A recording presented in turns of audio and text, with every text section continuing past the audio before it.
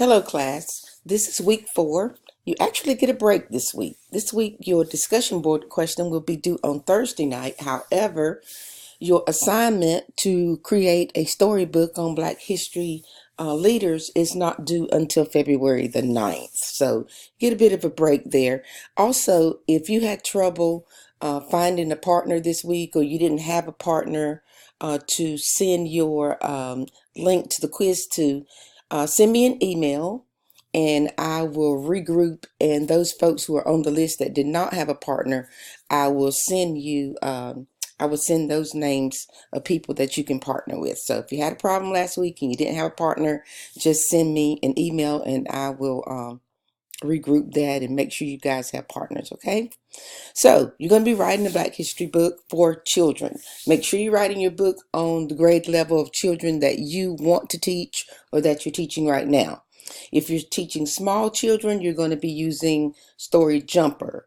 If you're teaching older students, you're going to be using Storybird, or you can go to this website or you can Google for another story maker book, and there's lots of them out there. As a matter of fact, this is just a long list of different um, uh, software programs or sites that you can use to create a book for a child. So I'll post that link for you as well. So how do we get started with this? Go here. I'll share this link with you. This is a Black History project.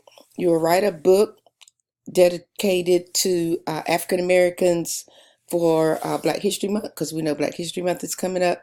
And as I said, you can use Storybird or Story Jumper, or you can choose to use any other site that you can make a children's book on. It's up to you. Prepare.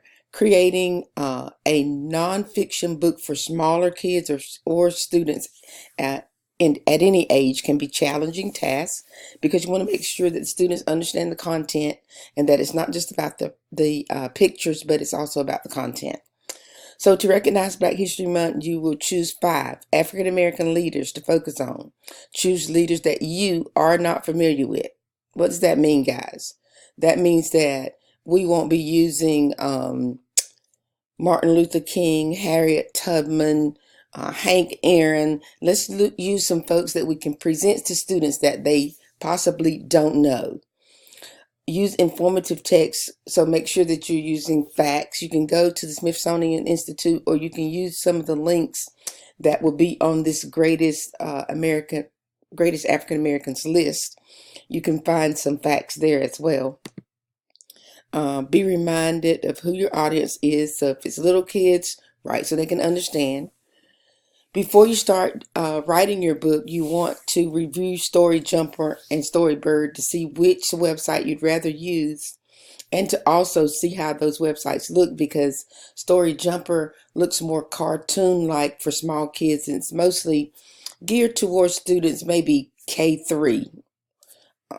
And Storybird is for older children. What are you going to include in your book? Their early life, parent-sibling activities, their education, grade school, high school, university, their contribution to America, at least 3 contributions. Make sure those are facts. What was their legacy? Make sure you got 7 images in your book. When you do your facts, make sure you have fun facts there as well.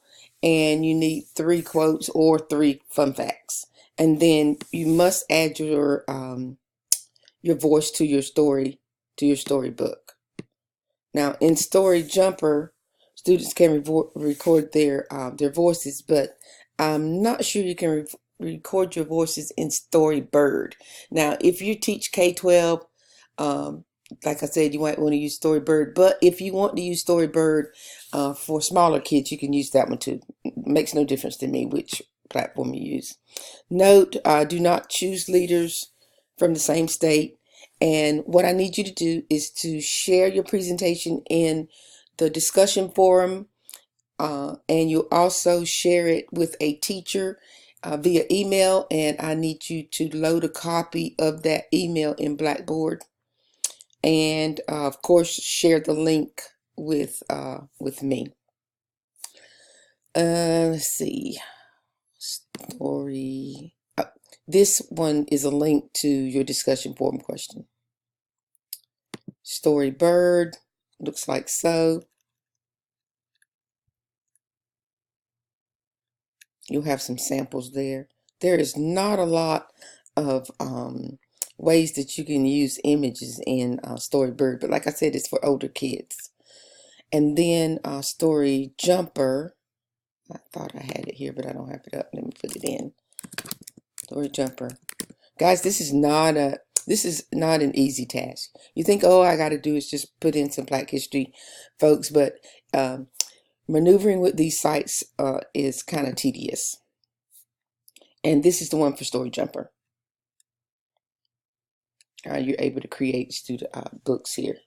Okay. Of course, you're going to be using the free form of the sites. So do know that, and you'll have to create your own login. Okay.